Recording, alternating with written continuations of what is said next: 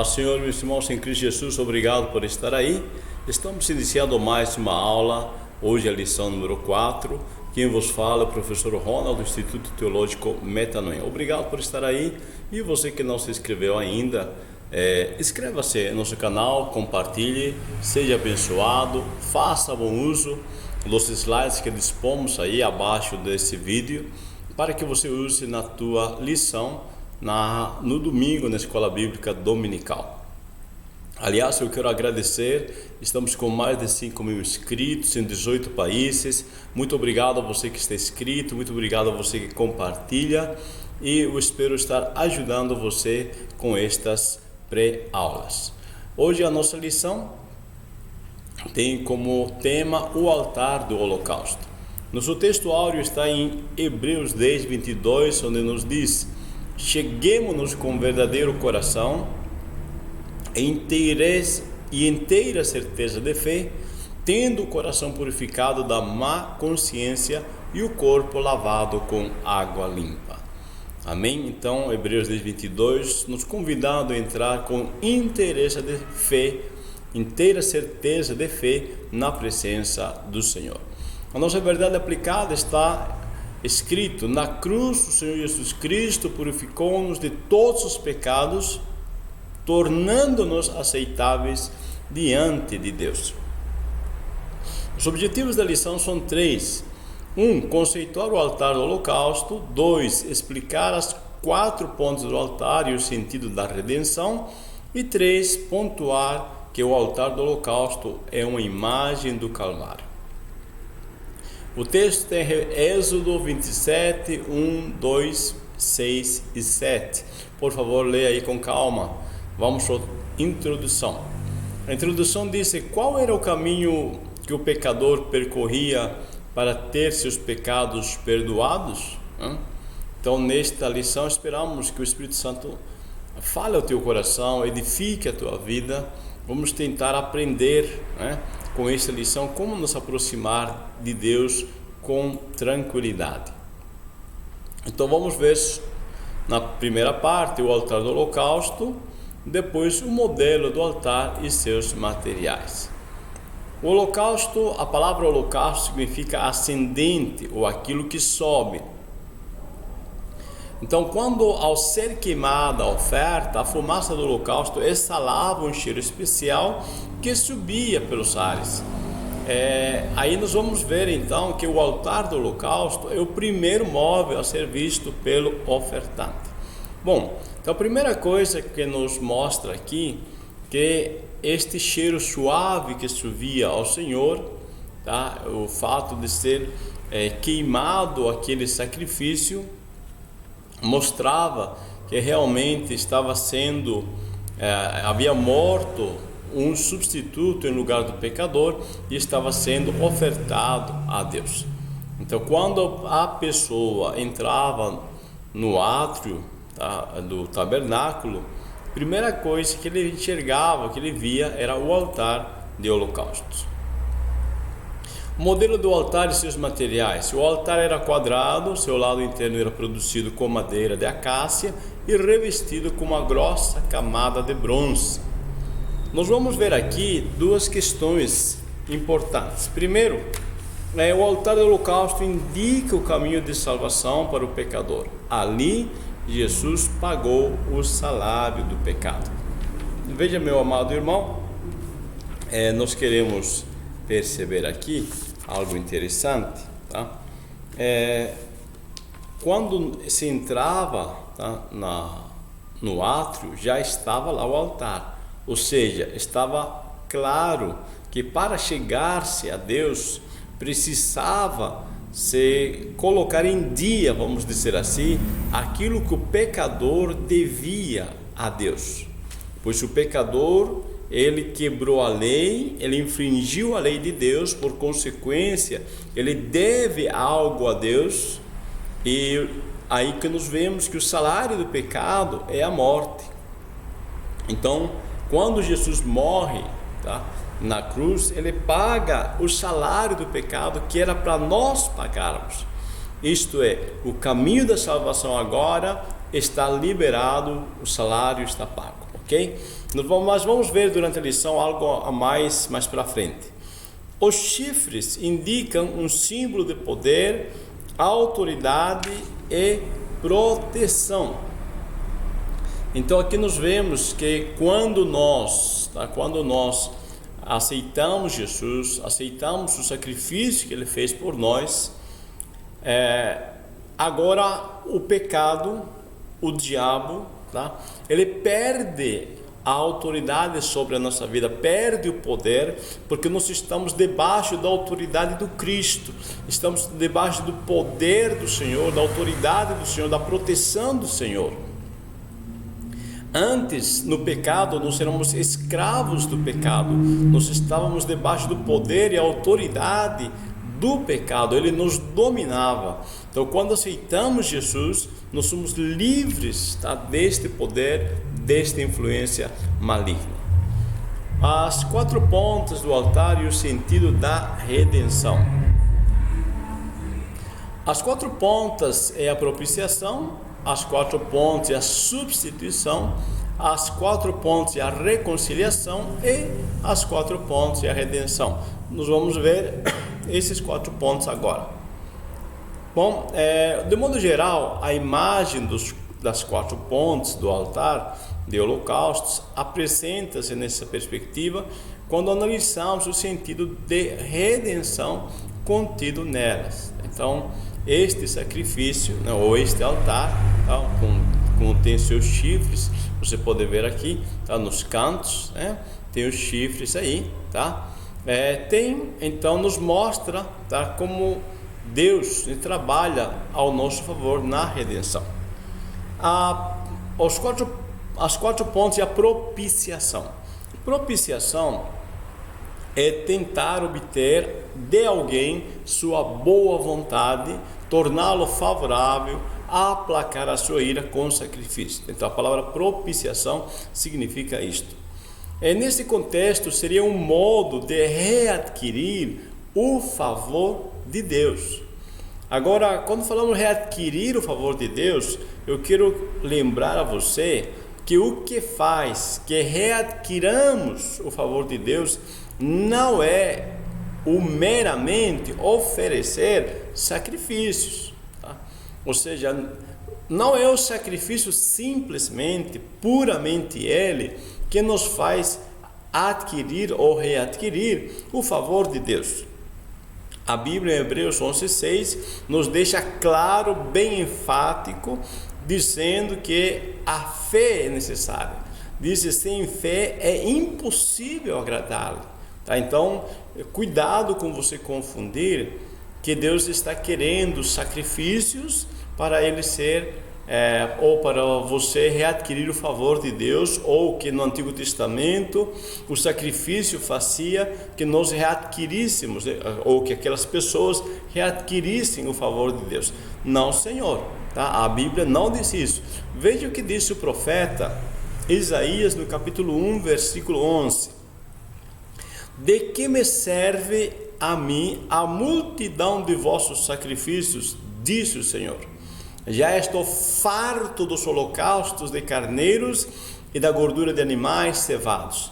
Nem me agrado de sangue de bezerros, nem de cordeiros, nem de bodes. Observa, meu amado irmão, minha irmã, que não é o sacrifício em si que Deus quer. Isso fique bem claro, não é o sacrifício, porque este sacrifício sem fé perdia sua validade. Este sacrifício, sem o ofertante entender o real sentido dele, ele perdia todo o seu benefício.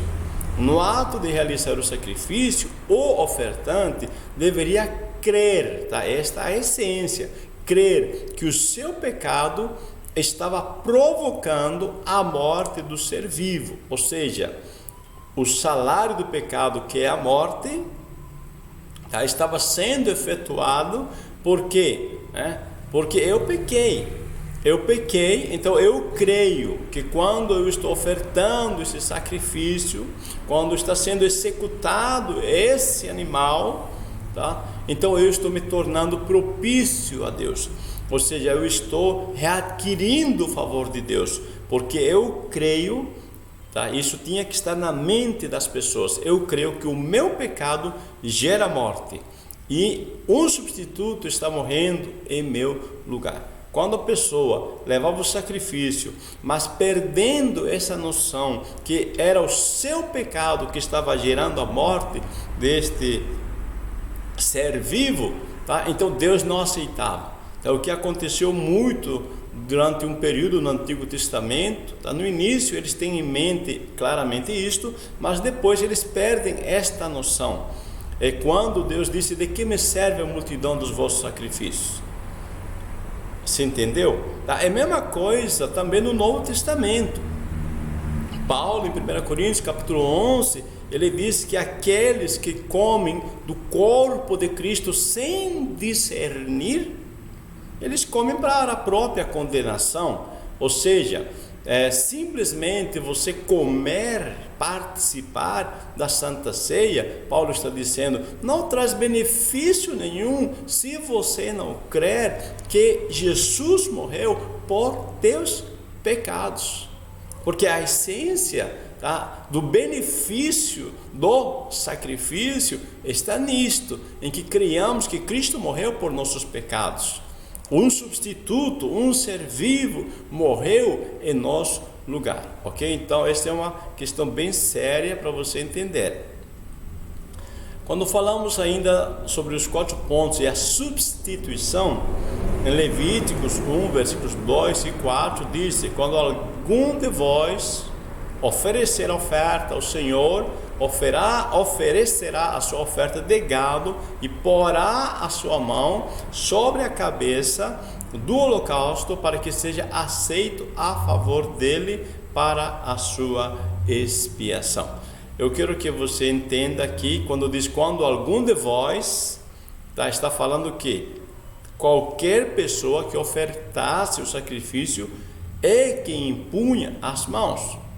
O sacerdote coloca, sim, o sacerdote impunha, conforme Levíticos 16, quando ele oferecia o sacrifício por si próprio ou pela nação como um todo, que era na oferta anual.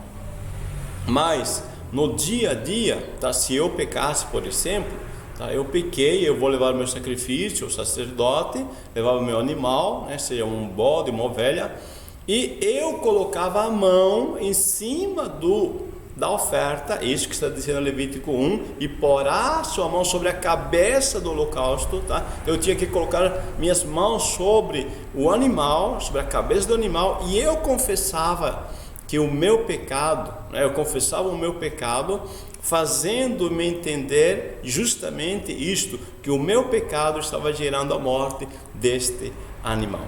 O fato de tocar nesse animal era fazer que o pecador sentisse, tá, a vida daquela oferta, daquele animal, porque as pessoas tinham que sentir no toque desse animal, tá, que um ser vivo, né, aquele animal, aquela ovelhinha, tá, às vezes que olhava para ela, né, para o ofertante, tá, ele tinha que sentir isso, um inocente está morrendo por ele. Além disso, tá, ele tinha que perceber, né, perceber claramente, tá, que o pecado dele está gerando a morte, um substituto está morrendo por ele. A questão ainda da substituição, após a confissão do pecado, o ofertante, né, a oferta, o animal se sacrificava, tomava o lugar do pecador, tá? Então, como eu já disse anteriormente, né, eu coloco minha mão sobre a oferta, tá, que eu sou ofertante, e o animal assume meu lugar. Na pessoa de Jesus Cristo, a nossa pena foi cumprida plenamente. Em 1 Coríntios 1,7 nos fala claramente que Jesus morreu, tá, em nosso lugar. Ele foi o nosso pagamento, ele foi o pagamento substituto. Agora entenda, o fato de Jesus pagar por nós não faz ele devedor, tá? Isso fique claro. Cuidado com você confundir o fato da substituição, tá? No caso de Jesus estar pagando por nós, né? Não faz Jesus o devedor, ele simplesmente está pagando em nosso lugar. É como se, por exemplo, você comprasse algo numa loja, né? E chega o vencimento, o boleto está aí, você não tem condição de pagar, você agora vai ficar inadimplente, mas alguém vem e diz assim: pode deixar, eu pago, depois você me acerta, né? Ou eu pago para você porque eu gosto de você, vou te ajudar, e paga para você. Então o fato dessa pessoa pagar em teu lugar não faz dessa pessoa o devedor, simplesmente ele está pagando em teu lugar, tá? O devedor continua sendo você, aquele boleto tem teu nome, né? Simplesmente a pessoa substituiu você no pagamento. As 4 pontas da reconciliação. O altar era o lugar símbolo da reconciliação de Deus com o povo de Israel. Em Romanos 5:10 diz: o pecado nos torna inimigos de Deus. Sendo inimigos, fomos reconciliados com Deus pela morte do seu Filho. Então, quando nós estamos em pecado, né, na questão do Antigo Testamento de Israel, Deus tratando com Israel, quando as pessoas estavam em pecados, eles se tornam inimigos de Deus. E a única forma de ser reconciliados, tá, é crer justamente no substituto, tá, que vai morrer em lugar deles. É o que acontece aqui, que Paulo nos está dizendo que nós éramos inimigos, ou seja, além de pecar contra Deus, nos tornamos inimigos de Deus. Então, quando Jesus morreu na cruz, pagando as dívidas que eram contra nós, nos reconciliou com o Pai. As 4 pontas e a redenção. A redenção é pagamento de um preço pelo resgate de uma pessoa, ou redimir é comprar e retirar fora do mercado. Então, neste contexto, tá, Jesus paga o preço de libertação para que não vivamos mais em nenhum tipo de prisão. Importa, porém, crer que isto é verdade, é agir de acordo a ela. Veja o que eu estou dizendo.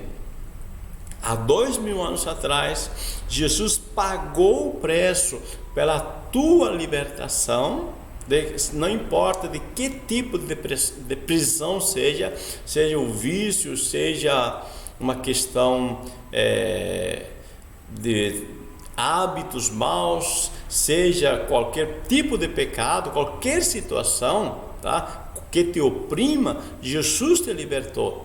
Isso há 2000 anos atrás. Então creia que Ele te libertou, creia que as portas da prisão estão abertas e simplesmente saia, tá? Haja conforme isso. Não deixe que o inimigo faça acreditar que você ainda está preso, que você não pode largar os vícios, que você não pode conquistar, tá, a liberdade. Não, a liberdade já está paga. Você tem direito, então somente você deve agir conforme dela. Olhe para o problema, olhe para o vício, diga: em nome de Jesus, eu estou livre, eu sou nova criatura em Cristo Jesus, as coisas velhas se passaram, tudo se fez novo. Então você tem que falar e agir conforme a Bíblia diz que você é. Você é uma pessoa livre, amém?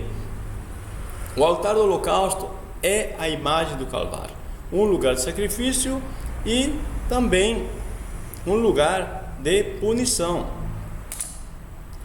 Vamos então aqui, o lugar de esperança, o lugar de punição ao pecado e o lugar de esperança. Então nós falamos 13 vezes. Vamos lá, vamos para frente aqui. No altar do holocausto, as vítimas inocentes eram sacrificadas no lugar dos pecadores, ou seja, Jesus foi crucificado por nós. É interessante porque estas vítimas são inocentes, tá? As pessoas deveriam entender claramente esta questão, tá? E é um lugar de morte, um lugar de sacrifício, tá? E eu quero que neste momento você entenda isto também. quando nós falamos de sacrifícios, né? Quando falamos de altar, tá? Quando falamos de morte, tá? E vimos que Jesus morreu por nós, e isso é um convite a também morrer por Ele. Paulo disse: eu protesto que a cada dia morro, irmãos, por Cristo Jesus, nosso Senhor. 1 Coríntios 15, 31. Então, quando nós falamos de holocausto, vemos sacrifício, vemos morte, e este é realmente que nós devemos entender. Jesus morreu, tá? E Ele nos provou que é possível viver agradando ao Pai, é possível a nós enfrentar qualquer situação para agradar o Pai. Também o holocausto é um lugar de punição ao pecado. O altar denota que todo ato pecaminoso deve ser punido. Então, nós vemos aqui claramente, tá? Eu tenho que entender isso. Se eu pecar, tá? Hoje ainda, tá? Eu mereço ser punido. A santidade de Deus e sua justiça não deixam o pecado sem punição. Não é só no Antigo Testamento, também no Novo Testamento, ainda hoje, o salário do pecado é a morte. Não podemos esquecer disso, porque se nós esquecermos disso, nós vamos ter uma religião, né? Vamos ser ritualistas, igual o povo de Israel, quando perderam a noção de que o pecado delas gerava a morte do inocente. E nós devemos entender isso, que o nosso pecado gerou a morte de Jesus. Então nós devemos viver conforme esta consciência. Um lugar de esperança. A obra do Calvário foi muito superior e mais ampla que a dos holocaustos. Veja, os tipos são sombras, e uma sombra não tem o mesmo valor que a pessoa real, mas prova a sua existência.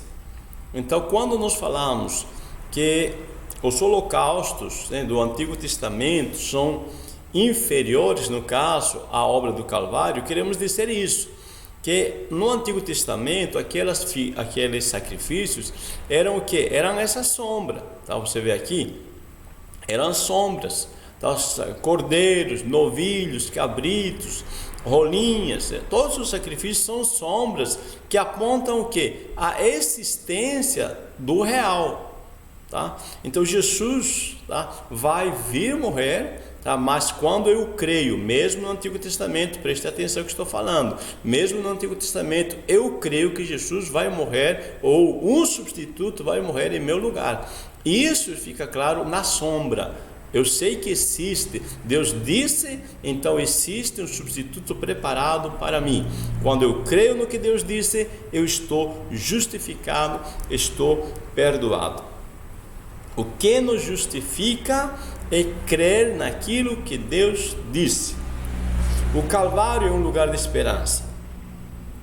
Ao morrer e ressuscitar, conforme as Escrituras, Cristo coloca uma fé inabalável em nosso coração. Então, nós temos esperança quando olhamos para a cruz, quando olhamos Jesus morrendo na cruz. Por quê? Porque quando Jesus morreu, está escrito, tá, que ele morreu conforme as Escrituras, ou seja, crendo naquilo que o Pai disse. Por causa do que ele creu no que o Pai disse, também, tá, o Pai cumpriu a sua palavra no que conforme Jesus creu. Isto é, diz em Atos 2, 24 e 25, era impossível que Jesus ficasse na sepultura, porque o Pai dissera que ele não ia ficar na sepultura, ele não ia ficar morto, ou seja, ele ia ressuscitar. E Jesus cumpriu, Deus Pai cumpriu a sua palavra referente a Cristo. Então, por isso nós temos esperança, que é impossível que Deus minta, é impossível que Deus fale, porque a ressurreição é a maior prova disto. Concluindo, aprendemos que o pecador precisa passar pelo altar de sacrifícios, Vimos que Cristo é a oferta suficiente e eficaz para a expiação de nossa culpa. Tá? Então, vamos crer, meus amados irmãos, que já está feito.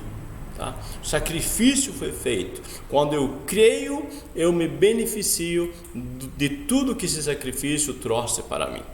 Então hoje nós conceituamos o altar do holocausto, explicamos as 4 pontas do altar e o sentido da redenção, pontuamos que o altar do holocausto é uma imagem do Calvário.